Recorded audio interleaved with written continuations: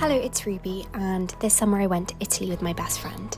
Aside from a few nights in the UK, I've never been away with a friend before and was admittedly sort of nervous for it. I've travelled alone before, but travelling with someone else is different, and I was very aware of that. But as it turned out, there was no need to worry. It was an exceptional trip. I'm excited to share just some of it with you. So our trip started in Florence. I flew into Pisa and then got the train to Florence where we were staying. Just got to the hotel. Oh my gosh, it's so hot. And this city is magnificent. The whole place, every street, artery, piece of brickwork is art, and there is something new to see in every direction you look. We've just ambled across. David, we're still not 100% sure it's here. The only problem, admittedly, was the heat. Oh my gosh, it's so hot. Blakeney, how hot is it right now? I'm feeling it. And so we were glad in the end that we only chose to stay for 2 days. I definitely do want to go back, but when it's a bit cooler and you can stop to look at a building without worrying that you're going to burn.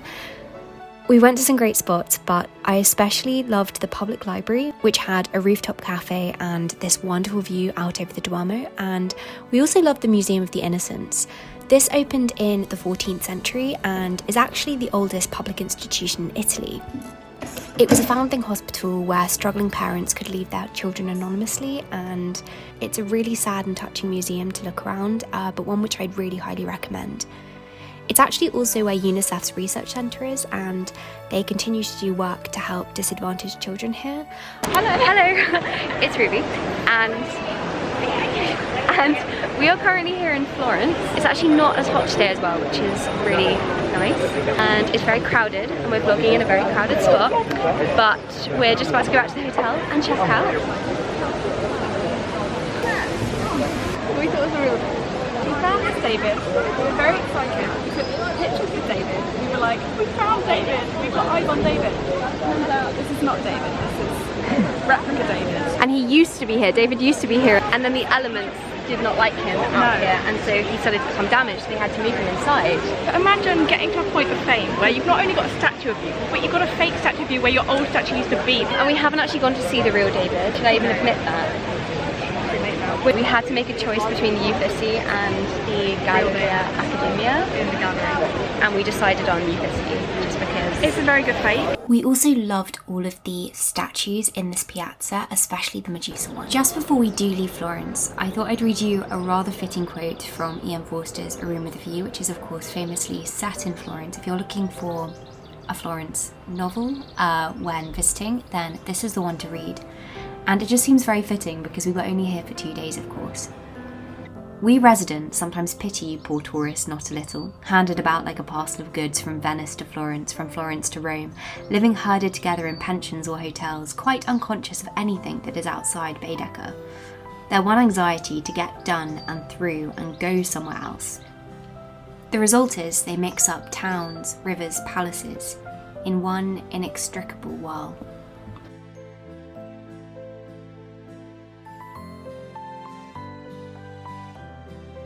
So after Florence, we travelled out to a more rural town in Tuscany, Givesano, I think I'm saying that right, which is about 30 minutes from Lucca.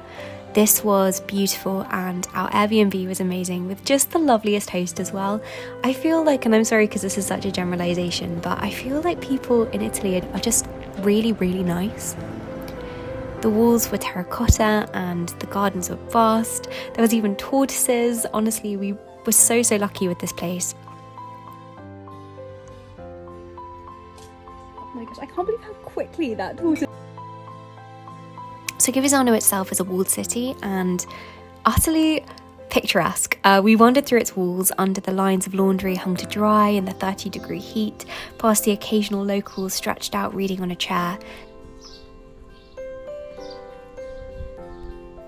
It was a beautiful thing to see with a friend as well, and the views from the top of this village were just magnificent, as you can see. Every night we cooked and we ate together, which is one of the loveliest bits.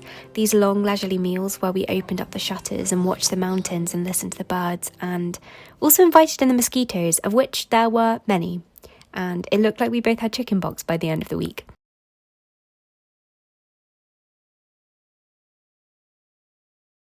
We also wanted to explore the areas around us, of course, and Lucca was very high on our list. What are these? There are so many. They're kind of scary. Another walled city, this might have been my favourite place that we visited actually. There were tiled rooftops and bookstalls and narrow stone walkways between closely packed buildings.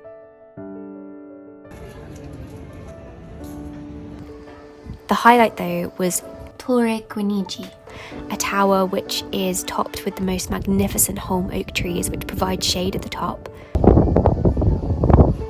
Is it amazing? From the ground they almost seem to be floating, flying overhead like spirits. From above though, they are just very apt umbrellas and mean you can stay up there for a time without having the skin scorched off your back, which is a very real threat given that it was about 36 degrees the day that we visited and both of us burned very easily. And of course, to end the day, we got pistachio gelato, which was amazing and vegan. Now we're on to the next day, and I will say that I didn't vlog every day that we were here because my priority was of course spending time with Blakeney and really making the most of that time together.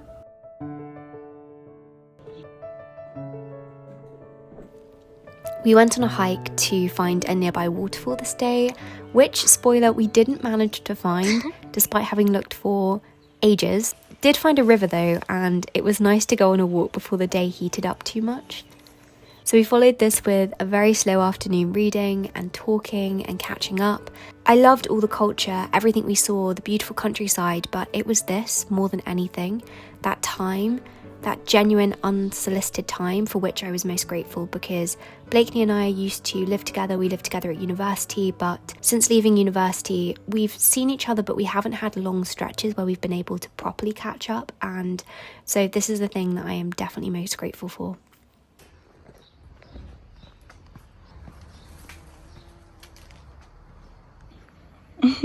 To introduce it, shall I give a talk? This is our wonderful lunch spread. We've got some figs, which are looking a little bit sorry for themselves, to be honest. Ho-hum. Pistachio butter. We've also got peanut butter, banana fruit. This hummus is amazing as well. It is, and some slightly burnt focaccia bread. Slightly burnt. We're going to enjoy this outside in the blistering heat / shade.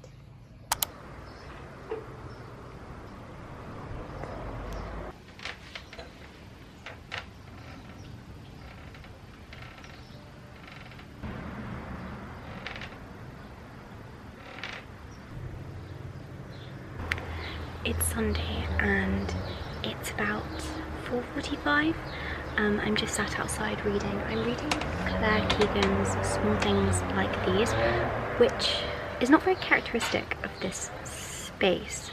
It's set in Ireland. Claire Keegan also wrote Foster, and she is excellent, honestly. Her book's also really short. I literally started this like 15-20 minutes ago.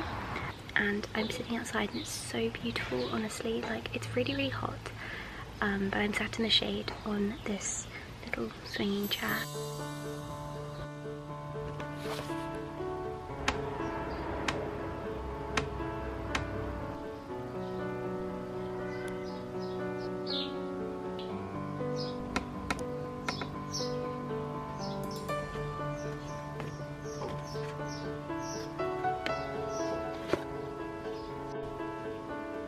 I've read half of Small Things Like These, but I am now reading another short story from Enigma Variations. I was fancying something different. I do like to flick between books quite a bit. I think I probably will go inside in about like 5-10 minutes because I'm overheating a little bit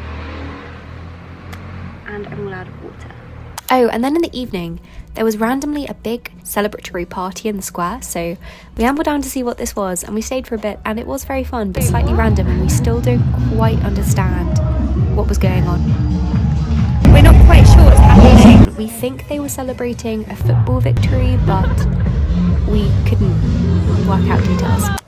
We were in Givizano for 8 days, but I didn't film every day just because I wanted to really focus on being in the moment.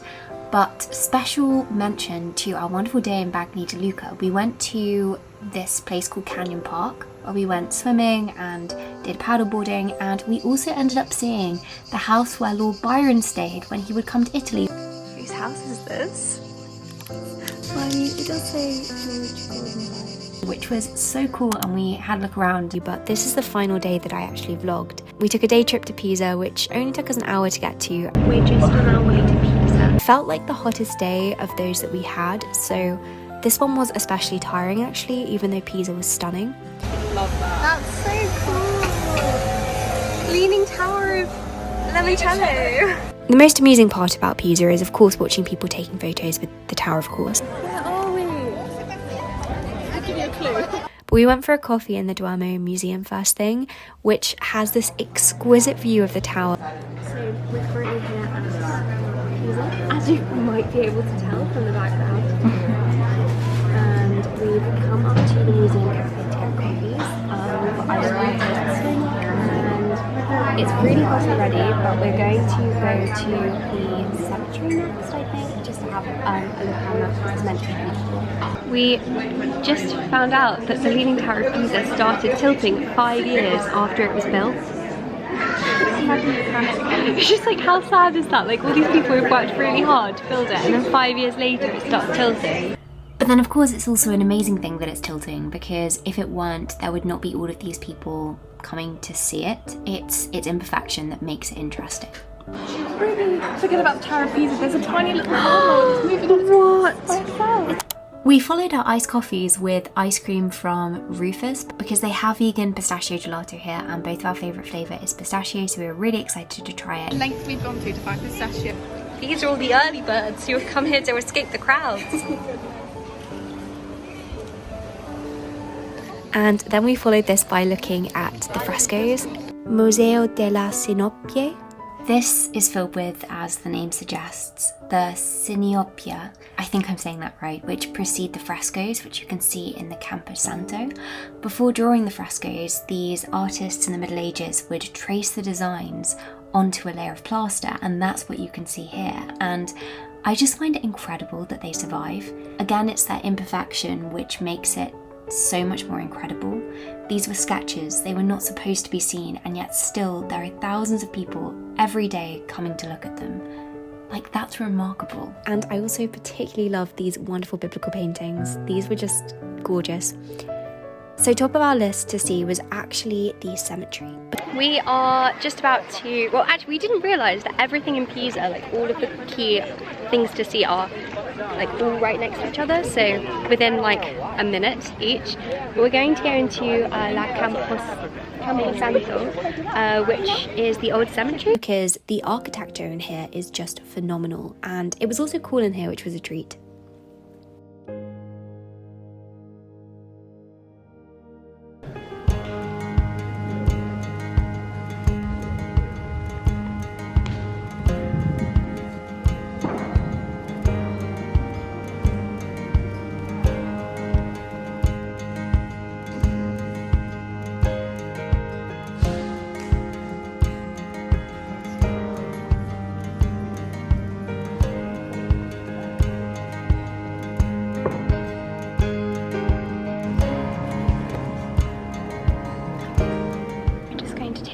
Minutes out to write some postcards, ones that we got in Florence. So we've got this one, a beautiful one, it's so pretty.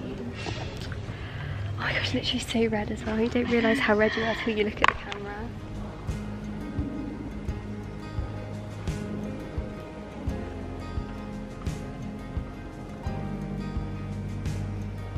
The final thing we went to was the Museo of the Duomo, which walks through how the cathedral and tower were built.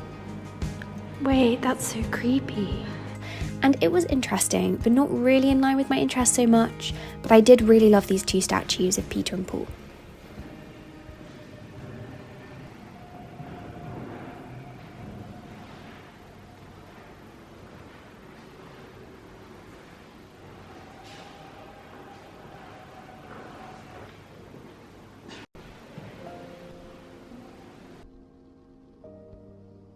Pisa was beautiful, but we were pleased to head back. Again, mostly because of the heat. Retrospectively, July probably wasn't the best time to go, but I did love the area and the company even more. I just can't quite express how incredibly grateful I am to have been able to take this trip. not just to Pisa, but to Italy, and more specifically, I'm grateful for the fact that I was able to take this with Blakeney and to spend that time with her when we haven't been able to spend time together for about a year. So the fact that we were able to carve out this time and do this together is something that I feel so lucky to have been able to do. But I hope you're having a lovely day wherever you are. This is your sign to send a message to somebody that you care about. Just see how they're doing, ask if they're okay, and yes, I hope that you have more than just a productive week.